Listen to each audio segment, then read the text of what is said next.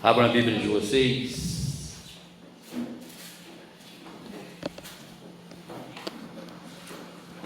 Apocalipse.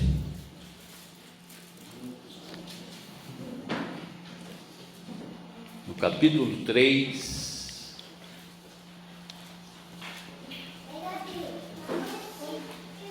A partir do verso 1.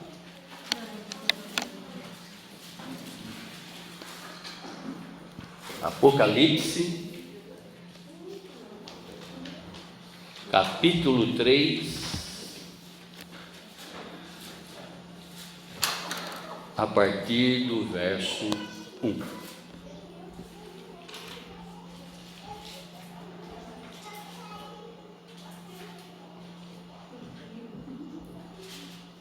Ao anjo da igreja em Sardes escreve: estas coisas diz aquele que tem os 7 Espíritos de Deus e as 7 estrelas.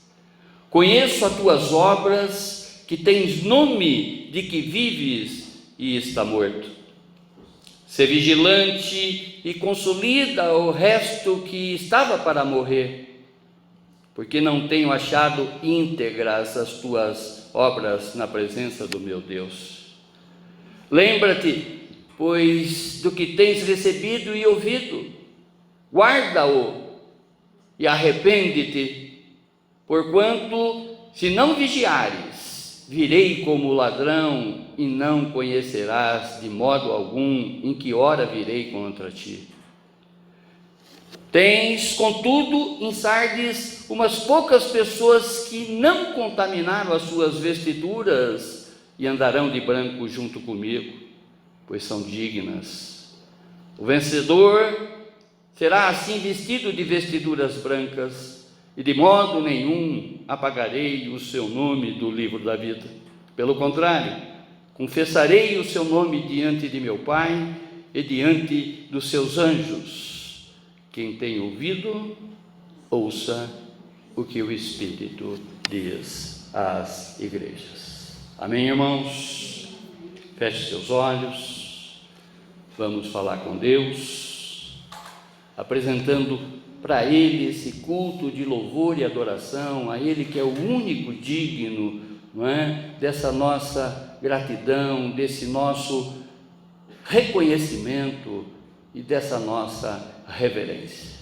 Pai Celestial, Pai do Senhor Jesus, Pai nosso, receba, Senhor, esse culto, Senhor, de louvor e adoração a Ti, Pai. Agradecemos, Senhor, por tudo que o Senhor já tem feito nas nossas vidas, Pai.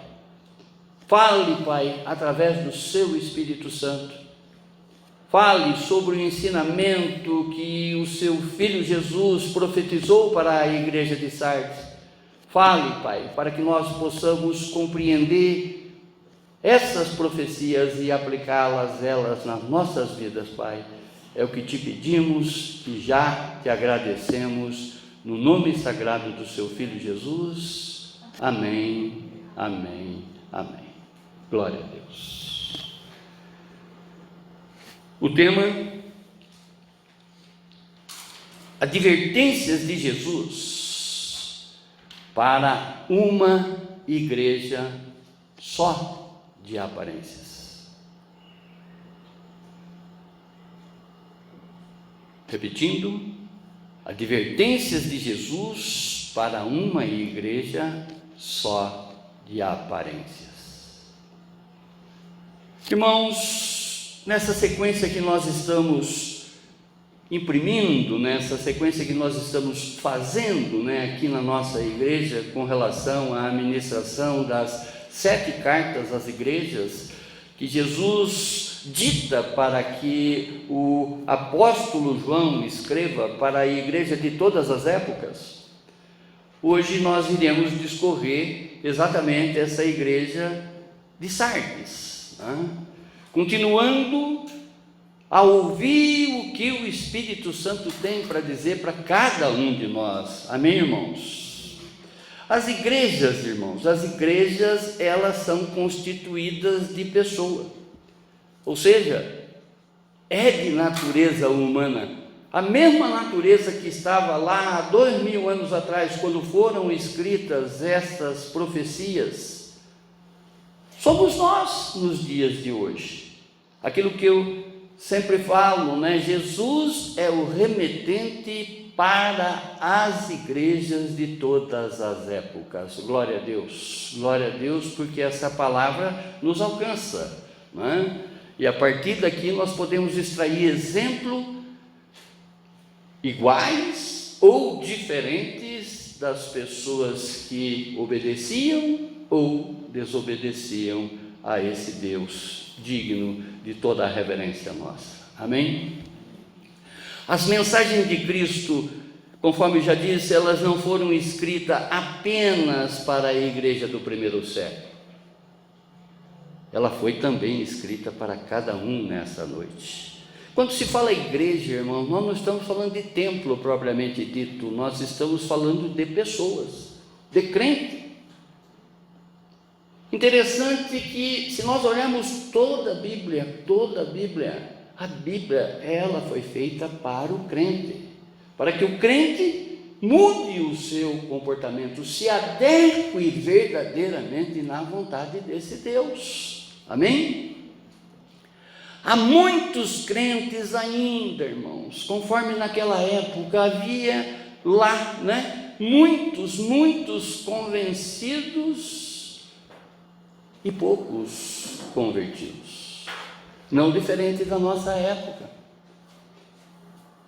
Nós vimos ontem, inclusive, né, a era de Laodiceia, que é a era que nós estamos atravessando, que seria a era, se nós formos analisar friamente, do homem se aproximar mais de Deus, porque mais perto está o Senhor, mais próximo está o Senhor da sua vida. Quando nós olhamos essas palavras, olhamos essas profecias de Jesus se cumprindo, nós devemos nos aproximar mais de Deus, e não ficar apostato, e não ficar longe dele, ao contrário. Mas infelizmente, quanto mais está próxima a vinda do Senhor Jesus, mais as pessoas estão se apostatando, mais as pessoas estão, não é, deixando de prestar culto a Ele, deixando de reverenciar a Ele, não é? Enfim, se afastando dele, não cumprindo a sua vontade. Muitos pseudo-discípulos, né? Muitos líderes apenas de fachada. Quando eu falo líder, eu estou aqui colocando obreiro, estou aqui colocando diácono, estou aqui colocando presbítero, estou colocando aqui missionário, estou colocando aqui ministro de louvor, estou colocando aqui pastor, estou aqui colocando bispo, estou colocando aqui apóstolo de fachada. Muitos cristãos com falso testemunho dentro das igrejas. Percebe, irmãos? Nós estamos diante de um Deus onisciente, e ainda as pessoas temam de usar de hipocrisia diante desse Deus, temam a colocar máscara diante desse Deus, batendo no peito: eu sou alguma coisa. Eu não sou nada, é Deus quem me proporciona, por intermédio dele, que eu posso até ministrar a palavra dele. Por isso que sempre eu falo aqui nesse púlpito, Deus não tem comprometimento com a palavra de pastor nenhum, bispo nenhum, apóstolo nenhum. Deus, ele tem comprometimento com a palavra dele. Entendam isso, irmãos, entendam isso. Nós sempre estamos lembrando aqui que nós somos bíblicos, e sendo bíblico, nós devemos ser como os bereanos. Olha o que Paulo diz em Atos dos Apóstolos, capítulo 17, verso 11. Os bereanos eram mais nobres que os tessalonicenses, pois receberam a mensagem, a palavra, com grande interesse. examinando todos os dias as Escrituras para ver se tudo era assim mesmo. O que o apóstolo Paulo está falando aqui, não é, para os Tessalonicenses, está falando para mim e para você, que sejamos como os bereanos, porque assim que nós saímos de um culto, nós temos a oportunidade de continuar estudando a palavra de Deus, abrir a Bíblia na nossa casa e consultar exatamente aquilo que aquele pastor falou, se procede ou não. Porque se todos fizessem esse tipo de coisa, vocês iriam ver muita gente de fachada, muitos pseudos líderes, pseudos discípulos, sendo totalmente desmascarado. Consulte a Bíblia, irmãos, leiam a Bíblia. A leitura da Bíblia fará com que vocês interagem com uma pregação. Só vem fazer confirmar aquilo que você já sabe, para a honra e glória desse Deus, porque Deus revela tudo a todos, indistintamente. Já revelou. Eu chamo a atenção de vocês com relação a essa imagem que está colocada aqui no Data Show. Vocês estão vendo o que aí? Uma fachada. E esta fachada é a ruína da igreja de Sardes. Foi só o que restou dela, só a fachada. Ela não tem mais nada para trás, não tem construção, não tem absolutamente nada. Olha a profecia de Jesus se cumprindo com relação à sua palavra, com relação àquilo que ele já deixou revelado para cada um de nós. Uma igreja de fachada. Olha que fachada linda. Qualquer um que passasse diante dessa igreja, olhando aqui, que igreja linda! Mas o que tem por trás? Ruínas. Nem a cidade de Sardes existe mais. Hoje o que existe nessa região da Turquia é uma aldeia, porque a cidade de Sardes hoje é um sítio arqueológico. Amém, irmãos? Olha essa fachada, veja aí esses templos lindos, maravilhosos que estão aí. É para estes templos que Jesus está falando, é para essas igrejas que ele está falando e falará aqui nessa noite. Amém? Nós somos, mais uma vez, ratificando, dizendo, não é? Nós somos cristãos neotestamentários e não neopentecostais. Nós aprendemos com o Senhor Jesus a amar, a cuidar, a ensinar e a discipular. É esse o legado que o Senhor nos deixou. Quando Paulo diz, sede meus imitadores, assim como eu sou de Cristo. Paulo aprendeu a amar, Paulo aprendeu a cuidar, Paulo aprendeu a ensinar e Paulo aprendeu a discipular. É exatamente isso que Jesus está falando para mim e para você. Não é um fato simplesmente de eu vir na igreja, de eu vir no templo, que isso basta. Nós somos chamados para fazer a diferença nesse mundo, para fazer a diferença onde que a planta do nosso pé pisar. Vós sois sal da terra, vós sois luz do mundo. Amém? A nossa teologia é de ser em Cristo e não de ter em Cristo, irmãos. As igrejas de hoje, conforme também eram lá no passado, a exemplo dessa igreja, a igreja de Sardes, ela acenava, não é? O homem acenava com coisas, com bens materiais, não diferente da nossa época. Veja que profeticamente esse Deus já nos deixou tudo revelado. Se nós estamos sendo tapeados, se nós estamos sendo enganados de alguém que se professa alguma coisa proclamando a palavra de Deus, é porque a gente quer. Nós temos a Bíblia à nossa disposição exatamente para conferir conforme os bereanos conferiam, para ver o que fala Deus e o que o homem fala.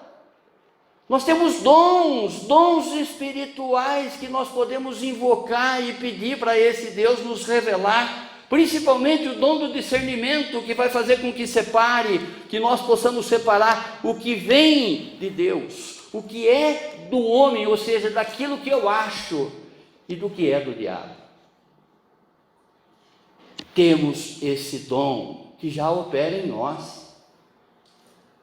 Basta, né, buscarmos esse dom, interagirmos com esse dom, e que nós vamos ver quanta falácia, quanta coisa de hipocrisia existe ainda, e que a Bíblia nos alerta, né? Durante todo o Novo Testamento nós somos alertados com relação a falsos mestres, com relação a falsos líderes, falsos pastores, enfim. O contexto histórico das 7 igrejas relatadas por João, essas igrejas da Ásia, não é?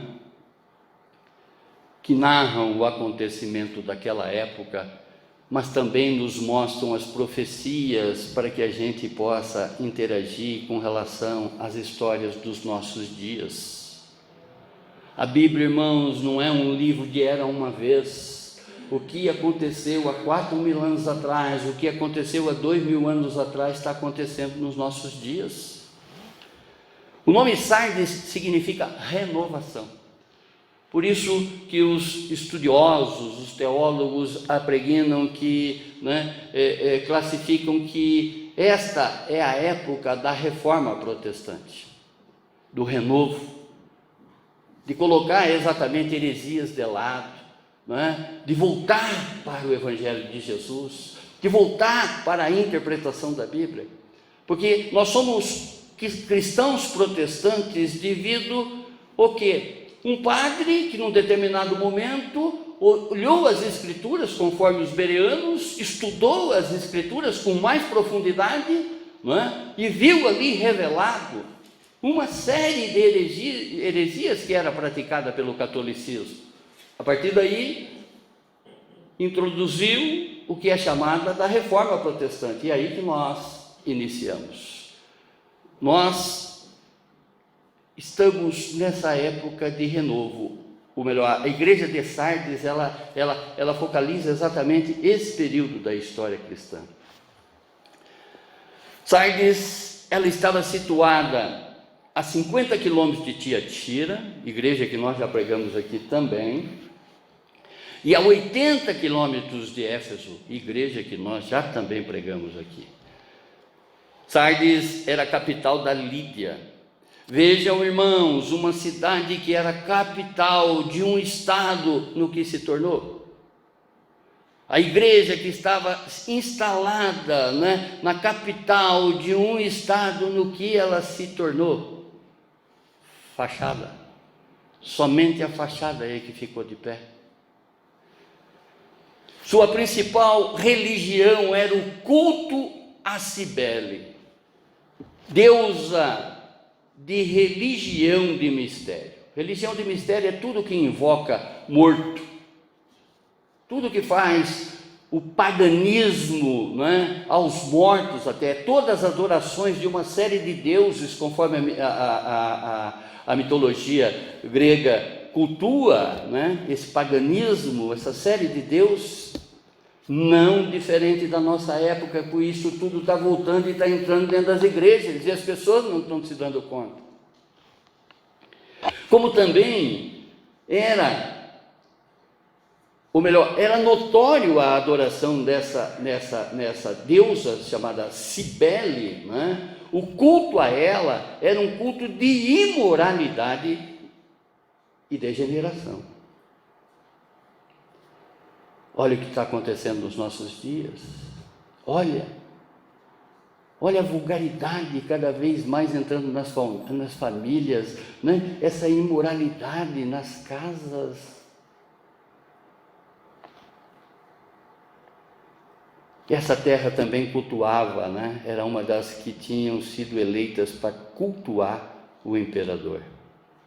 Sardes se orgulhava das suas importantes indústrias de tapete.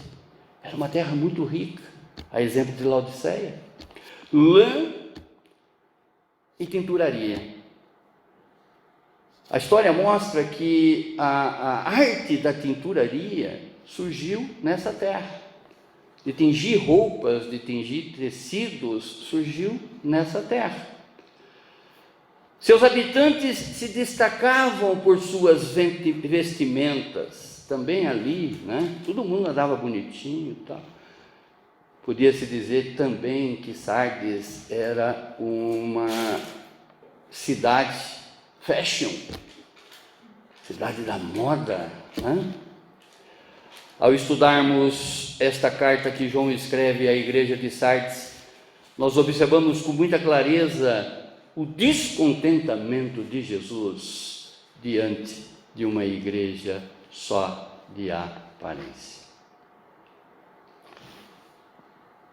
Repito, todos os cultos, Deus nos esquadrinha por inteiro, sabe tudo de nós, sabe quando nos deitamos, quando nos levantamos e quando nós caminhamos.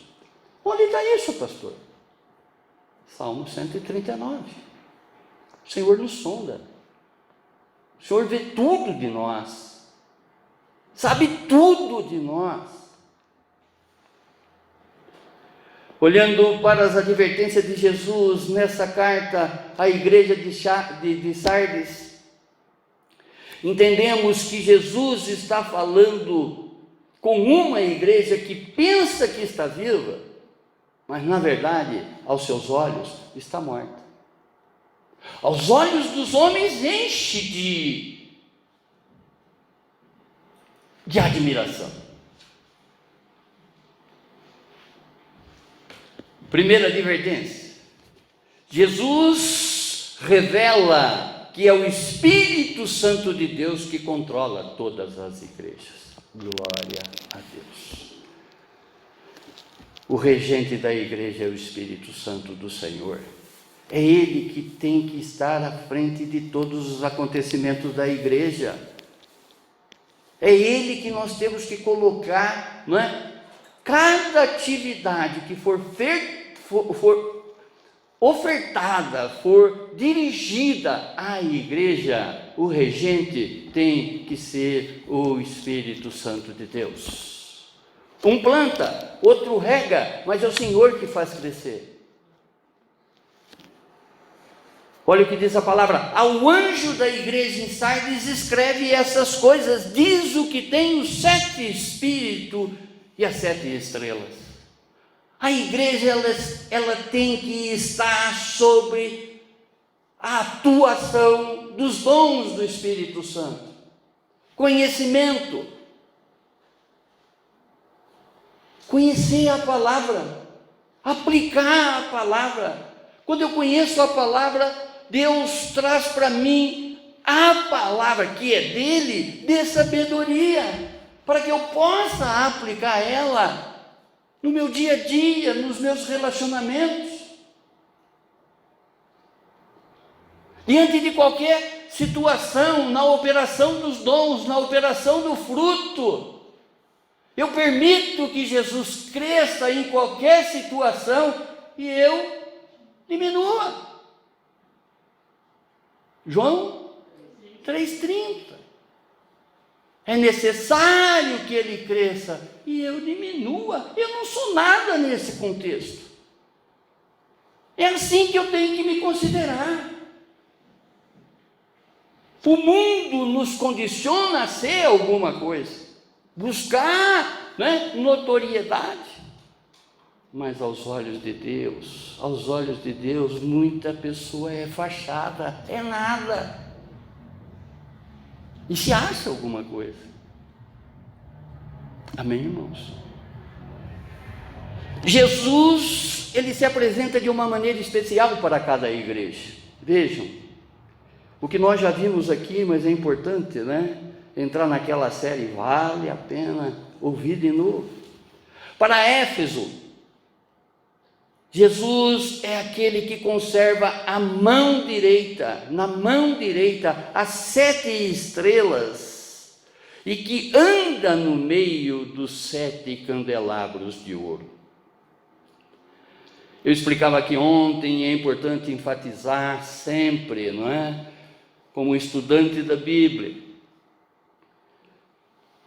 A Bíblia, irmãos, ela tem uma série de contextos. Ela tem contextos literários, ela tem contextos históricos, tá? Entendendo um pouco do contexto literário, Jesus, ele fala muito através de metáfora, através de figuras de linguagem.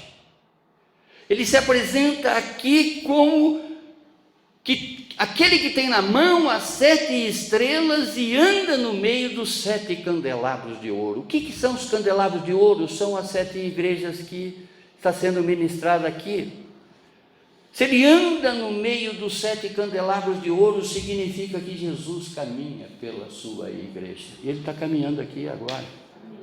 É a palavra dele que nós estamos falando, não é a palavra de pastor. Ao contrário. Para Esmirna, voltando também, ele falando sobre figura de linguagem, é aquele que é o primeiro e o último, o alfa e o ômega, que esteve morto e tornou a viver. Na cruz, ele morreu. 3 dias depois, ele foi? Ele é o alfa e o ômega. O que significa ser o alfa e o ômega? Alfa é a primeira letra do alfabeto grego e o ômega é a última letra do alfabeto grego, que significa eu sou o início e sou o fim de toda a criação.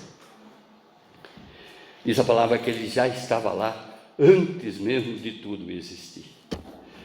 Para Pérgamo é aquele que tem a espada afiada de 2 gumes, que a sua palavra é cortante, a sua palavra ela entra verdadeiramente dentro do crente, né? Do crente verdadeiro, não do crente de fachada.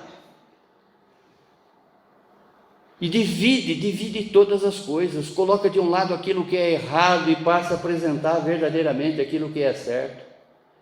Retira aquele espírito torto e coloca um espírito reto. Retira aquele coração de pedra e coloca um coração de carne, acessível à palavra, ao ensinamento da palavra, a receber o ensinamento da palavra de Deus. Amém? Para Tiatira, Jesus é aquele que é o Filho de Deus e tem os olhos como chama de fogo e os pés semelhante ao bronze polido. Jesus é o maior de todos. Jesus é que tem o maior poder. É nele, não é, que existe a verdadeira onipotência, porque tudo que é impossível ao homem é possível para ele. Para Laodiceia é aquele que é o Amém, a testemunha fiel e verdadeira de Deus. Para Sardes, Jesus se apresenta como aquele que tem os 7 Espíritos de Deus e as 7 estrelas. Por que ele fala nessa figura de linguagem sempre? Porque o Antigo Testamento, todo o Novo Testamento nos leva para o Antigo Testamento. Veja uma profecia de Isaías, quando ele estava falando sobre a vinda do Senhor Jesus. Isaías, no capítulo 11, verso 1 e 2, ele diz assim: um ramo surgirá do tronco de Jessé. O que ele está falando aqui é que um filho, uma criança vai nascer da hereditariedade de Jessé. Quem foi Jessé? Já vamos ver.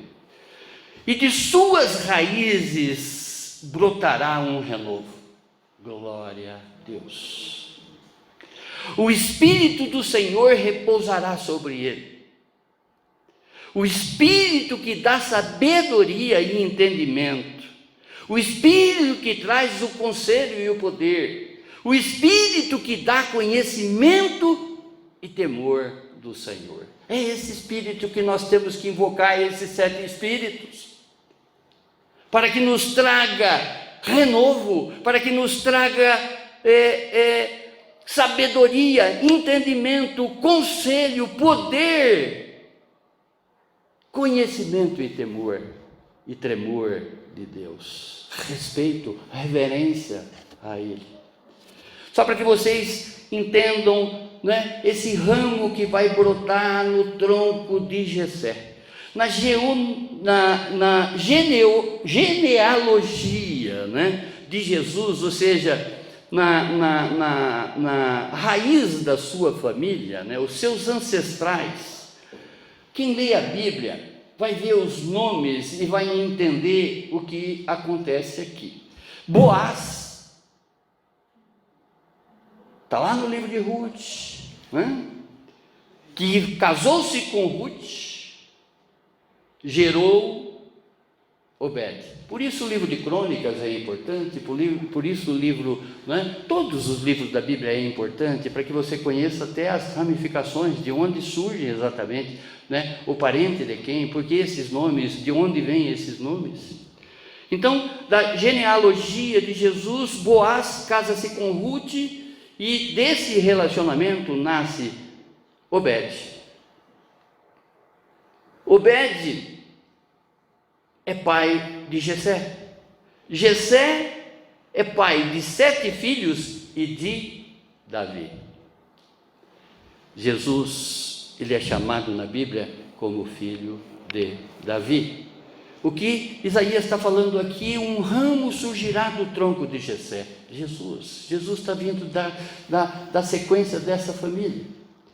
O Jesus homem, né? Ele vai nascer exatamente na família de Boaz, na família de Ruth, na família de Obed, na família de Jessé, na família de Davi. Compreende? E das suas raízes brotará o renovo. Jesus veio para nos trazer vida e vida em abundância. Jesus veio para apresentar para nós o seu Evangelho. Evangelho significa boas novas, boas notícias.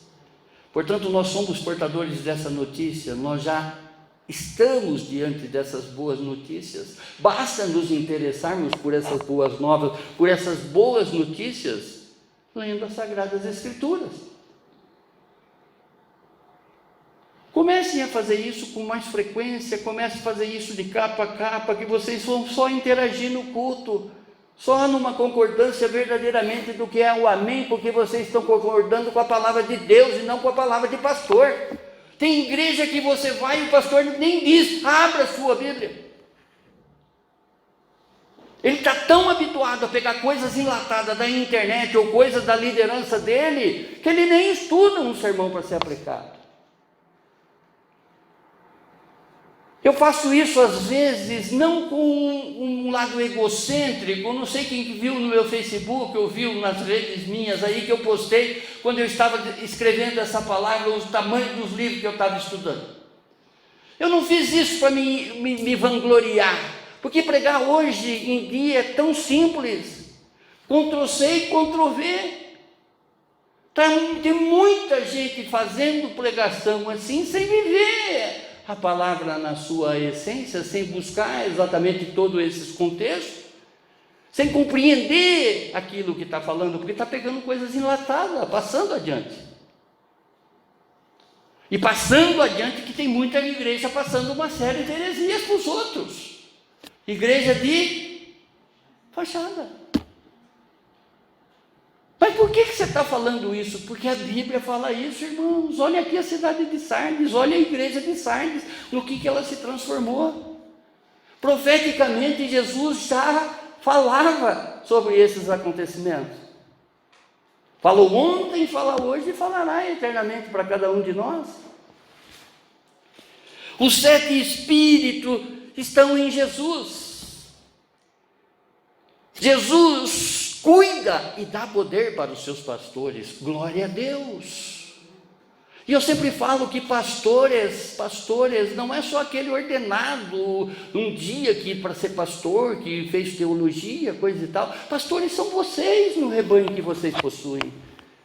Vós sois raça eleita, vós sois povo escolhido por Deus, vós sois sacerdotes reais. Vocês foram adquiridos pelo sangue de Jesus, pelo um alto preço. Olha o rebanho que você tem do teu lado. Olha quanto testemunho que você pode dar de Cristo para os seus netos, para os seus sobrinhos, para os seus filhos, para os seus esposos, para as suas esposas. Quanto exemplo. Experimenta pegar uma hora a Bíblia e começar a ler com o seu neto. Vocês vão ver o nível de empolgação dessa criança. Se meu avô está interessado, eu também vou me interessar. Ele não vai falar isso, mas ele vai estar ali vibrante do teu lado. E principalmente quando você está mexendo com a Bíblia, não é? Naquilo que eu sempre falo, mexe com esse livro que ele vai mexer com você. Eu não tenho dúvida disso. A Bíblia é um livro vivo. A Bíblia é a voz de Deus. Jesus possui o poder de Deus em suas mãos. Está a plenitude do Espírito Santo. Você já orou pedindo a plenitude do Espírito Santo alguma vez na tua vida? Não tem demérito nenhum nessa oração. Ao contrário. Quando nós oramos aqui, já foi orado aqui essa noite, para que realmente nós devemos invocar, para que o Senhor traga o seu Espírito revelado para cada um de nós. Mas você quer essa revelação do Espírito? Você busca essa revelação do Espírito para a tua vida? Fala com Deus. A igreja que anda no poder da carne, certamente falhará. Mas a que anda no poder do Espírito, vencerá. Vencerá. Irmãos, não se preocupe com quantidade. Claro, nós precisamos de mais pessoas para que realmente nós possamos seguir com a obra do Senhor, principalmente aqui nesse lugar, dando sustentação a tudo, né? Pagando os nossos compromissos em dias. Amém. Mas um planta, outro rega, e é o Senhor que faz crescer. Nós temos que fazer a nossa parte. Jesus, ele não caminhou aqui com 1000, ele caminhou com 12.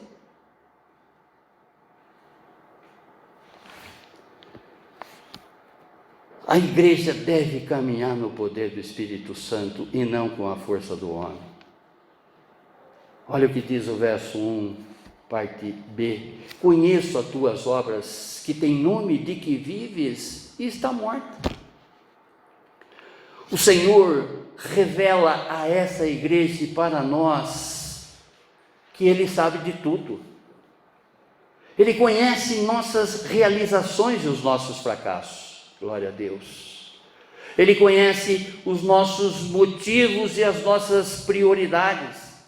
Ele esquadrinha nós por inteiro. Ele sabe de tudo de nós. Ele sabe a intenção que está dentro do teu coração. Ele sabe a intenção que está dentro do coração de cada pastor, de cada bispo, de cada apóstolo, de cada obreiro do Senhor. Ele sabe de tudo. Ele sabe qual é a prioridade daquela igreja, se é realmente conquistar vidas e fazer com que essas vidas andem nessa vida, nesse plano terreno. Revestido do poder e da palavra.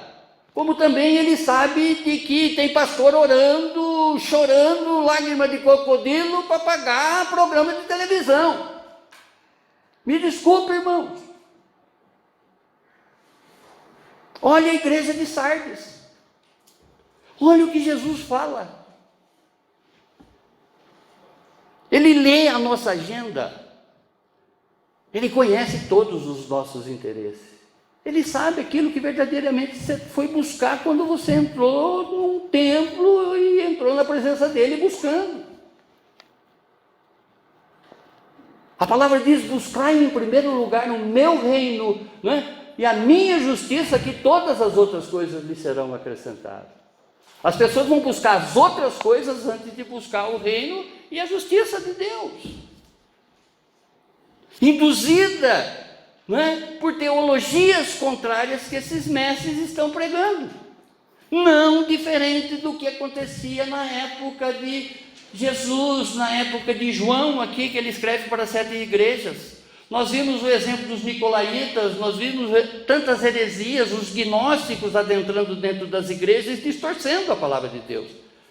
Tudo que o diabo quer fazer, ele quer arrancar do teu coração aquilo que verdadeiramente você está ouvindo da palavra.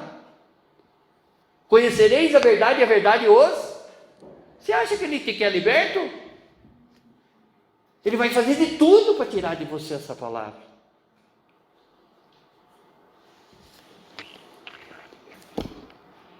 Ele sabe quando nós somos obedientes, quando nós também somos desobedientes.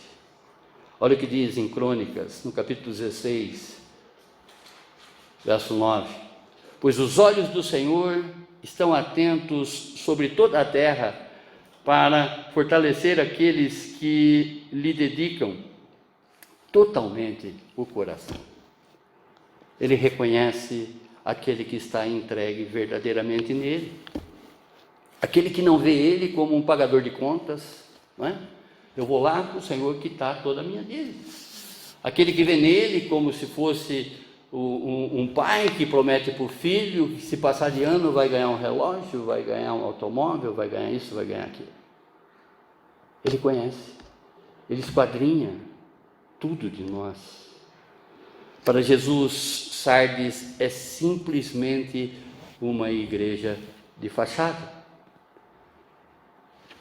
Sardes é uma igreja famosa, bonita na sua arquitetura. Sardes, uma igreja de aparência, mas morta espiritual. Não diferente dos nossos dias. Não diferente dos nossos dias. O que aconteceu ontem está acontecendo hoje, não é? Basta olharmos as Escrituras e constatarmos. Jesus, ele mostra aqui o retrato de uma igreja próspera externamente, cheia de ativismo religioso, mas totalmente sem vida espiritual. Fazer as coisas para Deus, irmãos, é louvável. Eu chamo isso de dom de... não é? Isso é um dom espiritual que é chamado de generosidade.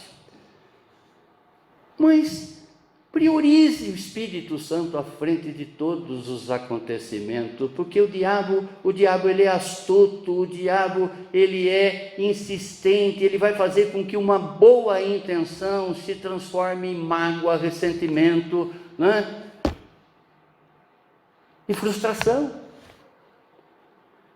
Ele é ilusionista. Se nós dermos uma brechinha, uma fisionomia que a gente faz, enrugou a testa, pronto, opa, está me chamando, estou chegando, vou assumir o pedaço, sujeitai a Deus e repreender o diabo, que ele fugirá de vós.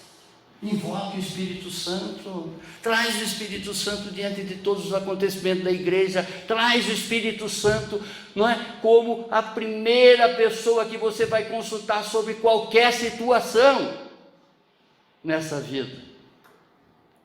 Segunda advertência, Jesus alerta a todos para vigiar e firmar no poder do Espírito Santo de Deus.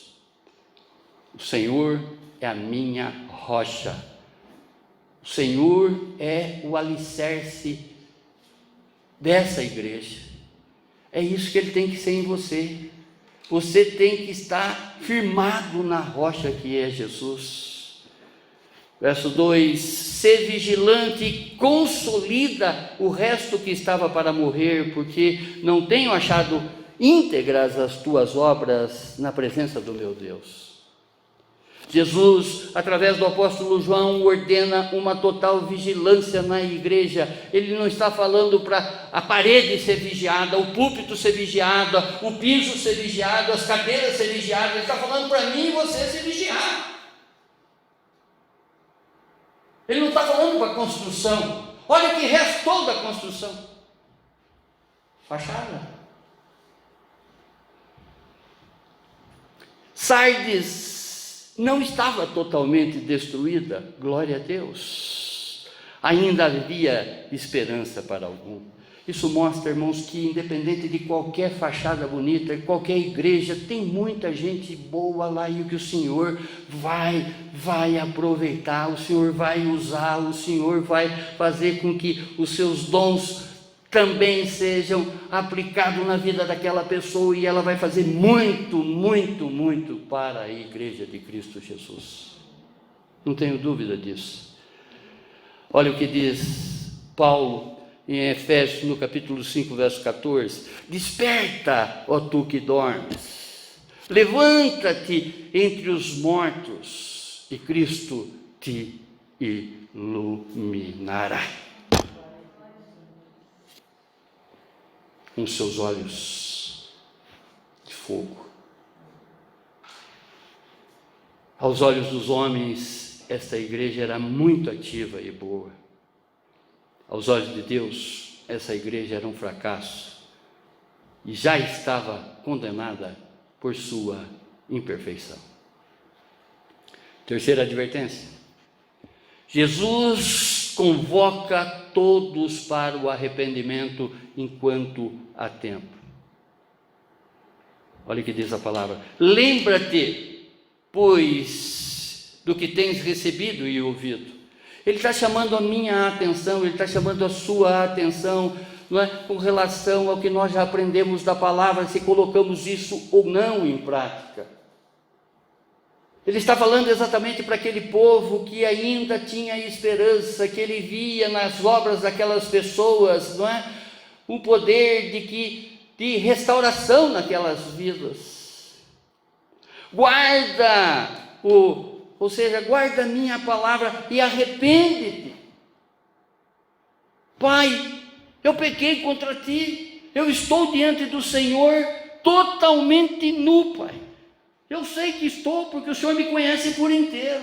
E sabendo o Senhor, através dessa imagem que eu transmiti, que eu estou transmitindo para ti, eu peço agora, Pai, perdão por todas as vezes que eu pequei contra ti. Todas as vezes que eu pequei contra o meu irmão, todas as vezes que eu me oportunei da sua obra, buscando o meu interesse particular. Não priorizei vida, Senhor, para aquele lugar, ao contrário. Essa era a igreja de Sardes, irmãos. Porquanto, se não vigiares, virei como ladrão, e não conhecerás de modo algum nem a hora que virei contra ti. Jesus, ele está falando exatamente para todos esses crentes de fachada, para todas as pessoas que realmente pensam que estão enganando alguém, pensam que estão enganando o próprio Deus, mas não estão. Jesus faz um alerta para que toda a igreja se arrependa, verso 3, parte A. Jesus, através de João, chama a todos para voltar ao Evangelho. Lembra que quando você recebeu a palavra e praticou, como você era feliz naquele dia. Você praticava a minha palavra. Eu estava ali e estava vendo. Eu vejo todas as coisas. Mas eu vi também quando você se desinteressou de aprender mais de mim. Eu via que quando você saía do culto, a primeira coisa que você fazia era me calar, fechar a Bíblia e só abrir no domingo que vem. E eu queria continuar falando contigo, eu quero continuar falando contigo. Amém? Oh Deus amado, Jesus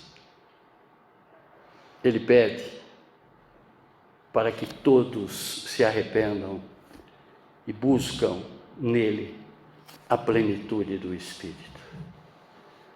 Efésios, no capítulo 3, verso 19, diz: e conhecer o amor de Cristo, que excede todo entendimento, para que sejais tomado de toda a plenitude.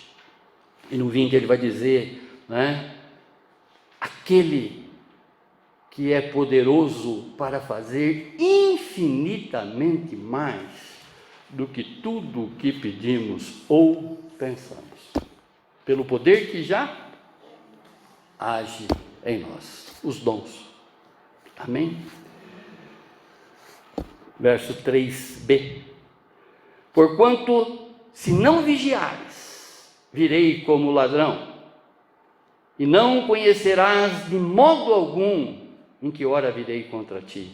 Mais uma vez, o Senhor falando através de metáfora, falando por parábolas, falando por figuras de linguagem, ele diz: mas entendam isso, Jesus falando, se o dono da casa soubesse a que hora da noite o ladrão viria, ele ficaria de guarda e não deixaria que a sua casa fosse arrombada. Assim, vocês também precisam estar preparados, porque o Filho do Homem virá numa hora em que vocês menos esperam.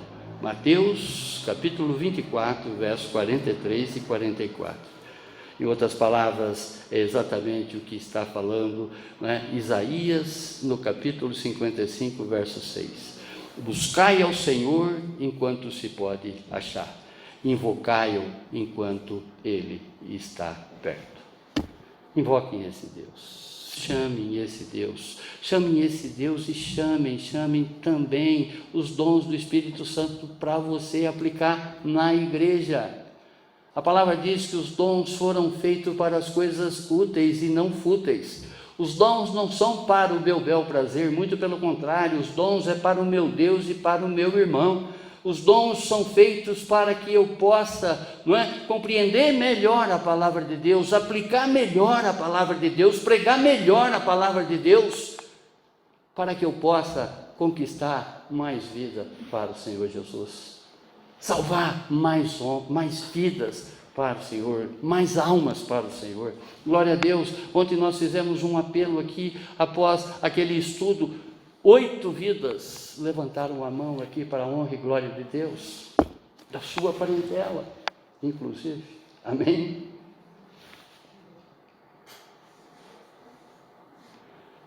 Ah, Pai eterno.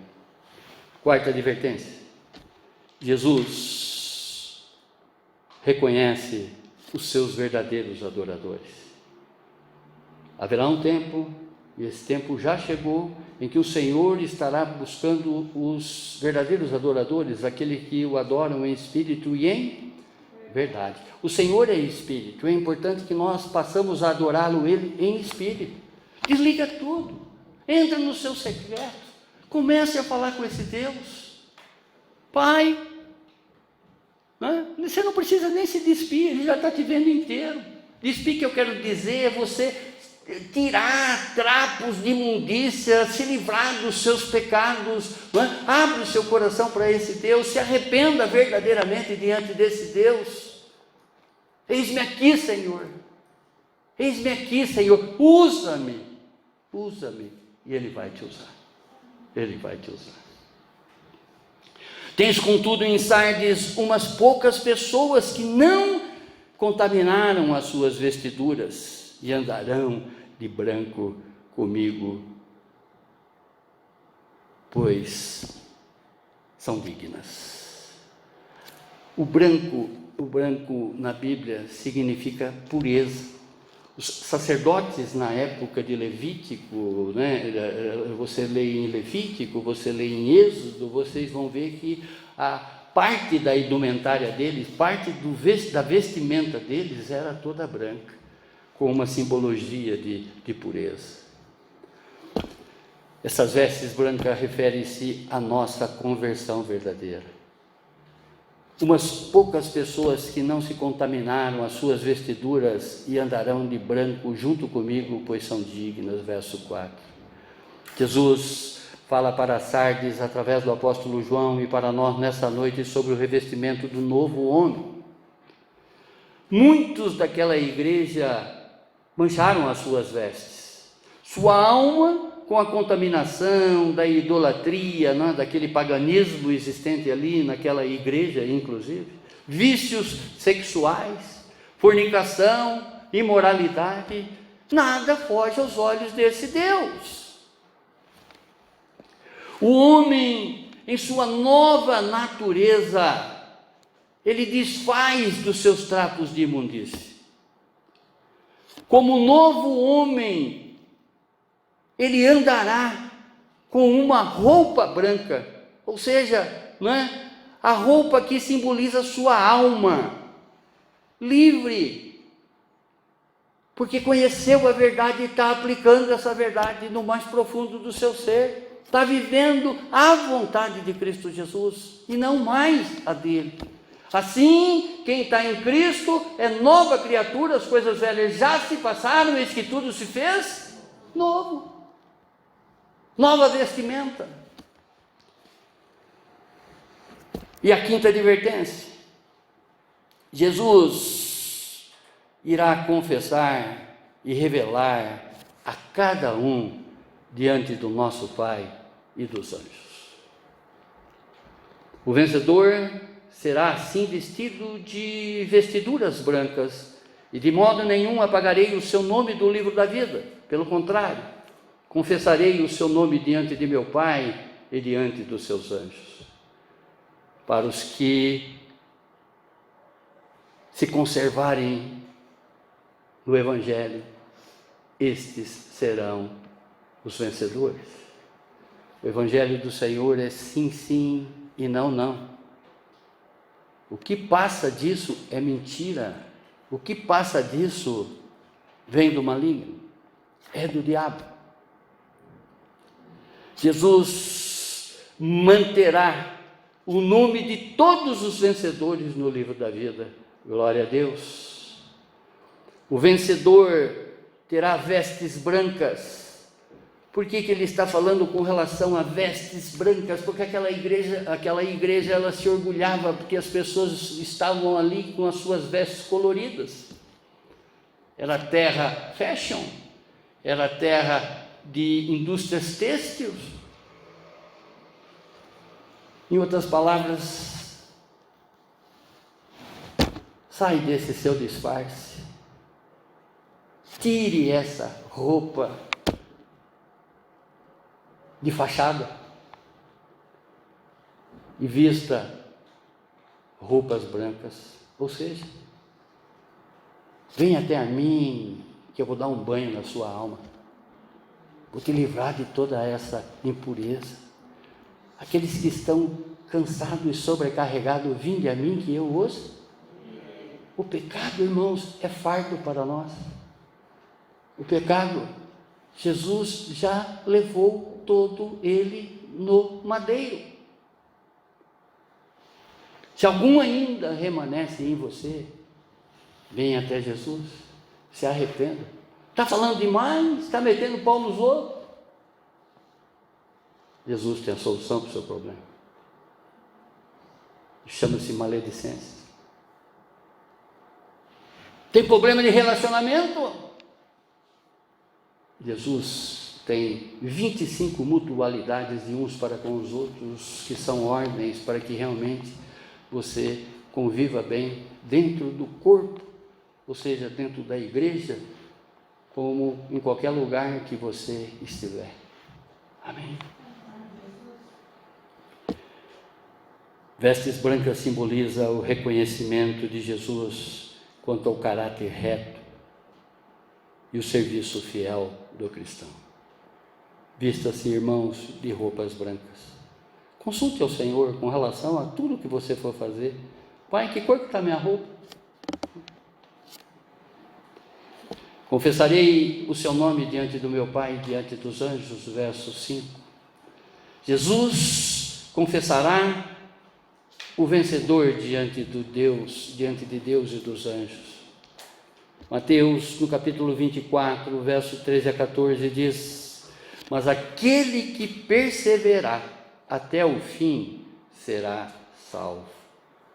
E este evangelho do reino será pregado em todo o mundo como testemunho a todas as nações. Então virá o fim. Amém, irmãos? Concluindo, quem tem ouvido, ouça o que o Espírito diz às igrejas. Ó Pai Celeste, mais uma vez, irmãos, diante desta passagem, Jesus nos dá prova da sua total onisciência. Jesus passeia entre os candelabros, ou seja, passeia na sua igreja. Ele está andando aqui e agora, irmãos. Se tem alguma coisa que você quer se desfazer agora da tua vida, espiritualmente falando, coisas que realmente está fazendo com que você se afaste desse Deus, que você se apostata desse Deus, fique longe de Jesus, desfaça agora, entrega para Ele está passeando aqui e agora. Sardes tinha tudo através da sua aparência. Sardes tinha templo bonito, muita gente dentro. Sardes, aos olhos de homens, era uma igreja de sucesso, mas aos olhos de Jesus, uma igreja fracassada, pois já estava morta. Nós temos alertado sempre a vocês, se preparem, irmãos, sejam verdadeiramente como os bereanos, conheçam as Sagradas Escrituras. Se você encontrar um mendigo na rua, se bobear, esse cara vai te dar um show de Bíblia. Embora tenha o conhecimento, mas não aplicou na vida dele. O importante é conhecer a palavra e aplicar na vida. Uma igreja de fachada está caminhando na direção de vocês que conhecem o verdadeiro Evangelho, que conhecem essas boas novas que o Senhor fala nas Sagradas Escrituras. As suas profecias todas estão se cumprindo. Tudo para nós já está revelado. Tudo. Basta você, não é, se interessar pelas Sagradas Escrituras. Se alguém chegar um dia para você, eu tenho uma revelação para a tua vida. Você pergunta para ela, que capítulo está, que verso é, que livro, que capítulo e que verso. Deixa eu confirmar com você, se realmente você tem uma revelação para a minha vida. Do contrário, desconfie. Deus, Ele não quer revelar só para uma pessoa, Ele quer que todos saibam. Porque todos, o mundo quando conhecer a palavra de Deus, tiver o discernimento de quem é Jesus, Jesus voltará no seguinte segundo. Nós não sabemos quando. Não sabemos a hora, mas sabemos que Ele já está voltando. Romanos, no capítulo 8, verso 8. Portanto, os que estão na carne não podem agradar a Deus. Deixa de lado essa carnalidade. Deixa de lado esse humano e olhe com seus olhos espirituais, adore a esse Deus com espírito e em verdade. Olha o que Paulo vai dizer na carta aos Gálatas, do capítulo 1 ao 10. Vejam que não estou procurando agradar a homens, estou buscando agradar a Deus. Se eu ainda estivesse procurando agradar a homens, não poderia ser servo de Cristo. Obrigado, Pai. Obrigado, Deus, por essa palavra, Senhor. Obrigado, Senhor, por esse exemplo da igreja de Sardes, conseguimos extrair daqui, Senhor, ver através dessa sua verdade, ver através dessa sua comparação, que os acontecimentos de 2000 anos atrás ainda se repetem nos nossos dias, Pai. Nos livre, Senhor, nos livre de todas essas pessoas mal intencionadas, Senhor. Nos apresente, Pai, cada vez mais pessoas que tenham compromisso com a sua verdade, que queiram aprender de Ti, que queiram ensinar de Ti, Pai. A sua palavra diz: quem não junta, espalha. Nós procuramos, Senhor, assim como o Senhor, eu creio, os ajuntadores, aqueles que verdadeiramente compreendem a sua verdade, entrega todas as causas da existência em suas mãos, busca espiritualizar todos os acontecimentos da vida dela em Ti, Senhor, permitindo que o Senhor cresça